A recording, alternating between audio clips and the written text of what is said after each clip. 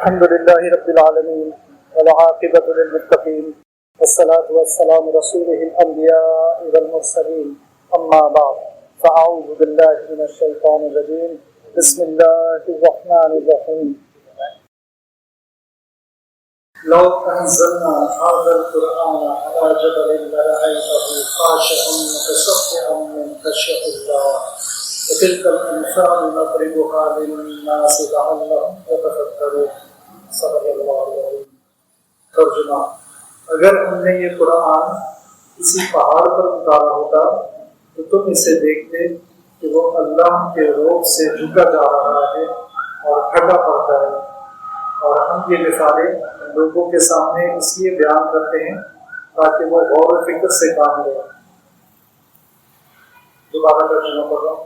اگر ہم نے یہ قرآن کسی پہاڑ پر اتارا ہوتا تو تم اسے دیکھتے کہ وہ اللہ کے روح سے جھکا جا رہا ہے اور پھٹا پڑتا ہے، اور ہم یہ مثالیں لوگوں کے سامنے اس لیے بیان کرتے ہیں تاکہ وہ غور و فکر سے کام لیں۔ تقریباً سب لوگوں کو معلوم ہوگا کہ جب قرآن شریف نازل ہونا شروع ہوا تو سب سے پہلے کون سی آیت نازل ہوئی تھی؟ وہ سورہ علق کی آیت تھی، اور اقرا حضرت جبرائیل علیہ السلام نے سب سے پہلے نبی کریم صلی اللہ علیہ وسلم سے اقرا پڑھنے کا تھا، تو نبی کریم صلی اللہ علیہ وسلم نے ماں انا بقاری فرمایا کہ میں پڑھ نہیں سکتا یا مجھے پڑھنا نہیں آتا۔ تو ہمیں اپنے آپ سے یہ سوال کرنا چاہیے کہ یہ جو آیت ہے یا یہ پوری صورت ہے یا پورا قرآن شریف ہے جس میں یہ طرح بسم ربک الذی خلق ہم پڑھ لیتے ہیں، جیسے میں نے ابھی پڑھ لیا اور میں نے اتنی آسانی سے پڑھ لیا، تو نبی کریم صلی اللہ علیہ وسلم کو 3 دفعہ حضرت جبرائیل علیہ السلام نے گلے لگا کر بھیچا، زور سے دبایا، اس کے بعد یہ آیت نبی کریم صلی اللہ علیہ وسلم کی زبان پر جا رہی تھی، اقرا بسم ربک الذی خلق۔ اور اسی طرح جو آیت میں نے ابھی پڑھی جس میں اللہ سبحانہ وتعالیٰ فرما رہے ہیں کہ اگر ہم نے یہ قرآن کسی پہاڑ پر اتارا ہوتا تو تم اسے دیکھتے کہ وہ اللہ کے روح سے جھکا جا رہا ہے اور پھٹا پڑتا ہے۔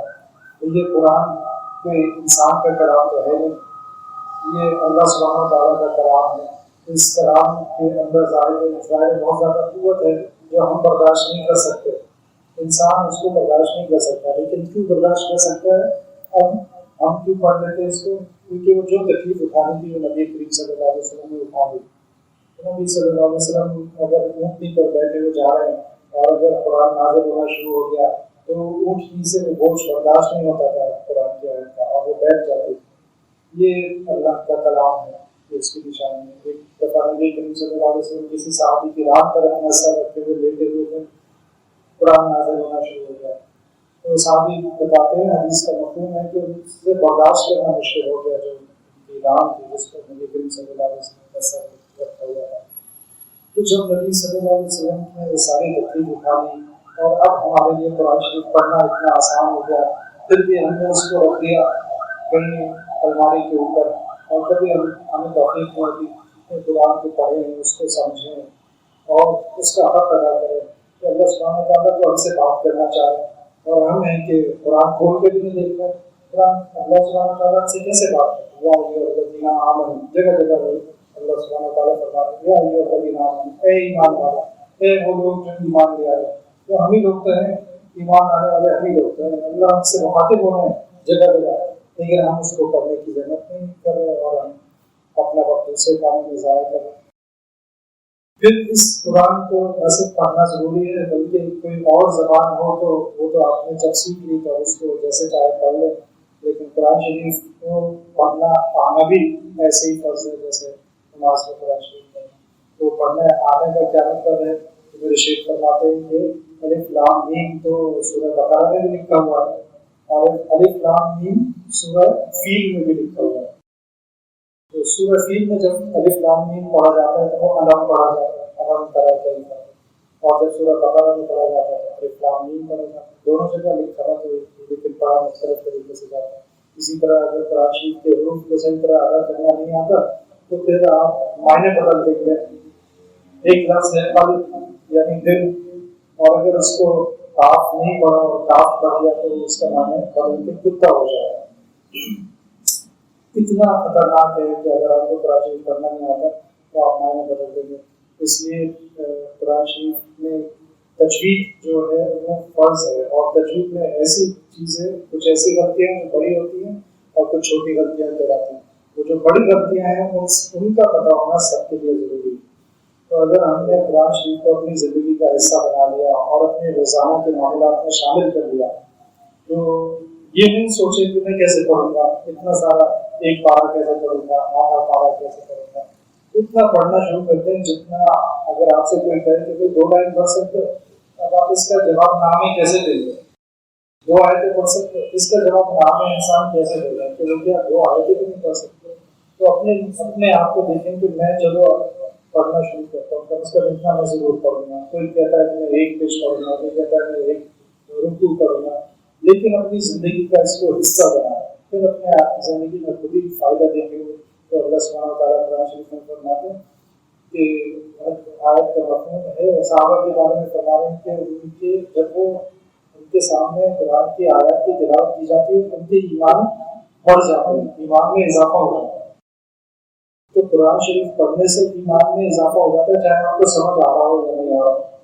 ایمان میں اضافے کا فائدہ کیا ہوتا ہے؟ یہ اللہ سبحانہ وتعالیٰ کے احکام پہ عمل کرنا آسان ہو جاتا ہے. ابھی ہمیں مشکل لگتا ہے، بہت سی چیزیں مشکل لگتی ہیں، لیکن جب ایمان میں اضافہ ہو جائے گا تو، اور قرآن ایمان میں اضافہ تو ایک بات ہے، قرآن تو اس دل میں ایمان داخل کر دیتا ہے جس میں ایمان نہیں ہوتا.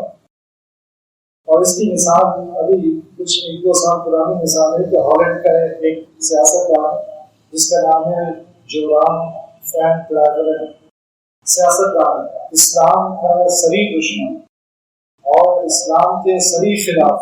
اور یہ جو یورپ میں آج کل حرکتیں ہو رہی ہیں ان میں اس کا بھی حصہ تھا، اس پارٹی میں ہوتا جو مسلمانوں کے سخت خلاف ہے.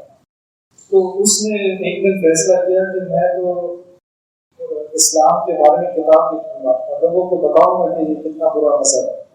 اور اس نے کتاب لکھنی شروع کر دی، اور اس نے کہا میں لکھوں گا بھی قرآن کو دیکھ دیکھ کے لکھوں گا کہ اس میں کیا کیا خرابی ہے. اس نے وہ خود اپنے انٹرویو میں بتاتا ہے کہ میں نے قرآن کھولا، اس میں سے پڑھنا شروع کیا، اور آہستہ آہستہ میرا جو یقین تھا کہ اسلام ایک باطل مذہب ہے اس میں شک آنا شروع ہو گیا.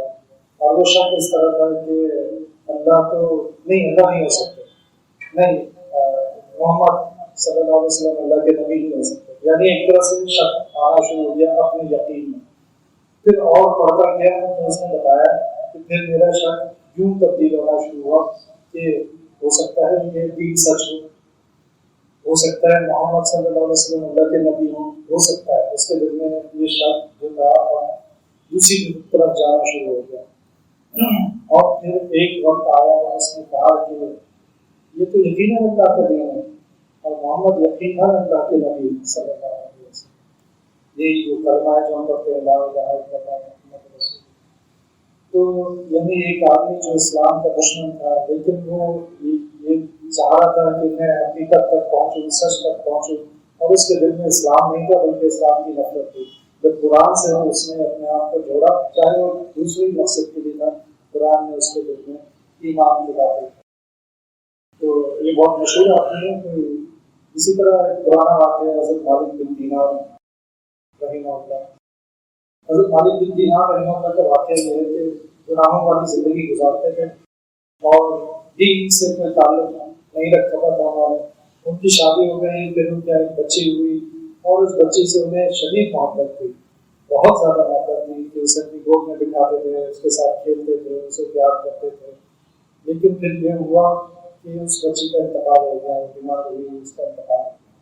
تو اب ان کو اتنا دکھ ہوا کہ روزانہ قبرستان جاتے تھے، اس کی قبر پہ بیٹھ کے روتے تھے. تو ایک بچی سے جو محبت باپ کو ہوتی ہے وہ کوئی باپ نہیں سمجھ سکتا. تو وہ روزانہ جاتے روتے رہتے.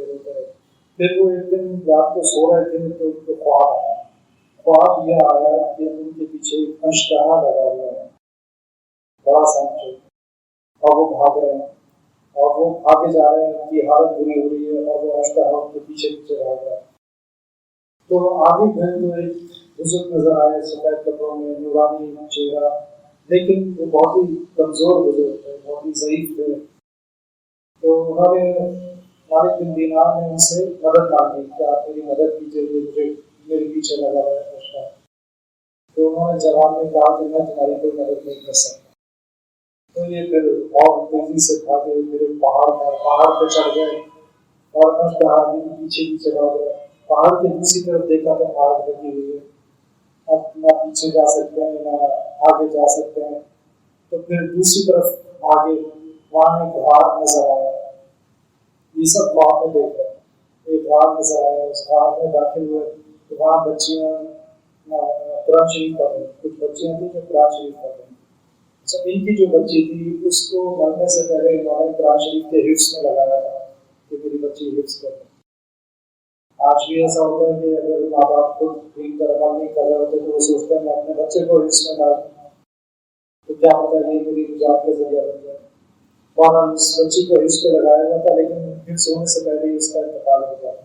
تو یہ غار میں داخل ہوئے، وہاں بچے بیٹھے قرآن شریف پڑھ رہے تھے، انہیں میں ان کی بچی بھی تھی. تو یہ اپنی بچی کے پاس آگے گئے تو اور وہ اشدہا پیچھے پیچھے آ رہا تھا. تو اس بچی نے ہاتھ آگے کر کے اور اس اشدہے کو روک دیا. صرف اس بچی کا ہاتھ آگے کرنا تھا اور وہ اشدہا رک گیا اور پھر وہ وہاں سے چلا گیا. تو انہوں نے پوچھا اس بچی سے تم یہاں کیا کر رہی ہو؟ آپ نے اپنی بچی سے پوچھا تم یہاں کیا کر رہی ہو؟ بچی نے کہا ابا جان آپ نے جو ہمارے لیے حفظ کا انتظام کیا تھا اللہ تعالیٰ نے اس کی تکمیل کا انتظام کرنا ہے. یعنی جو حفظ میں نہیں کر سکی اللہ تعالیٰ نے اس کی تکمیل کا انتظام کرنا اور میں قرآن شریف پورا حفظ کر رہی. پھر انہوں نے پوچھا کہ یہ اشتہا کون تھا اور پیچھے جب مجھے بزرگ بھی نظر آئے تھے سفید کپڑوں میں وہ کون تھے. تو بچی نے کہا یہ اشتہا آپ کے گناہ تھے اور وہ جو بزرگ تھے وہ آپ کی نیکیاں تھیں، لیکن آپ کی نیکیاں اتنی کمزور تھیں کہ وہ آپ کو بچا نہیں سکی اور آپ کے گناہ اتنے زیادہ تھے کہ وہ آپ کے پیچھے لگے ہوئے تھے اور آپ کو تباہی کی طرف لے کے جا رہے تھے. پھر انہوں نے پوچھا اچھا مجھے قرآن میں سے کچھ پڑھ کے سناؤ. تو بچی نے پھر قرآن پڑھ کے سنایا أَلَمْ يَأْنِ لِلَّذِينَ آمَنُوا أَن تَخْشَعَ قُلُوبُهُمْ لِذِكْرِ اللَّهِ. اس کا ترجمہ مفہوم یہ ہے کہ کیا ایمان والوں کے ابھی وہ وقت نہیں آیا کہ ان کے دل اللہ کی یاد سے نرم ہو جائے. کیا ایمان والوں کے ابھی وہ وقت نہیں آیا کہ ان کے دل اللہ کی یاد سے نرم ہو جائے. یہ ہم سب کو سوچنا چاہیے. اللہ تعالیٰ ہم سے بھی یہ سوال پوچھا ہے. قرآن شریف میں یہ آیت موجود ہے کہ یہ ہم سب سے سوال ہے کیا ایمان والوں کے ابھی وہ وقت نہیں آیا کہ ان کے دل اللہ کے ذکر سے نرم ہو جائے. یہ سننا تھا کہ حضرت مالک بن دینار جو ہے انہوں نے کہا بلا کہ وہ وقت آ گیا، وہ وقت آ گیا. یہ سب ان کے خواب میں ہوتا ہے اور وہ رونے لگے. پھر خواب سے اٹھ گئے اور پھر انہوں نے توبہ کی اور پھر اتنے بڑے عابدین بنے کہ آج ان کے نام کو سب جانتے ہیں حضرت مالک بن دینار. تو یہ ایک دو واقعات تھے. واقعات تو ہزاروں لاکھوں ہیں کہ کس طرح قرآن سے جو جڑتا ہے تو اللہ تعالیٰ اس کو ہدایت دے دیتے ہیں اور اللہ تعالیٰ اس کو بلندی عطا فرما دیتے ہیں. تو بس گزارش یہ تھی کہ قرآن کو ہم اپنی زندگی کا حصہ بنائیں. یہ ہماری تمام مشکلات کا حل ہے اور ہمارے لیے سب سے اہم مشکل یہ ہے کہ ہم اس دنیا سے آخرت میں جنت میں کیسے داخل ہوں. اور اس کا ایک ہی راستہ ہے کہ ہم اپنے آپ کو اللہ سبحانہ وتعالیٰ سے جوڑ لیں، اللہ کی نشانیوں سے جوڑ لیں، نبی صلی اللہ علیہ وسلم کی سنت سے جوڑ لیں. اللہ تعالیٰ مجھے بھی اور سب کا حل کی توفیق عطا فرمائے. ربنا تقبل منا إنك أنت السميع العليم وتب علينا إنك أنت التواب الرحيم. صلى الله تعالى على خير خلقه محمد وعلى آله وأصحابه أجمعين. آمين.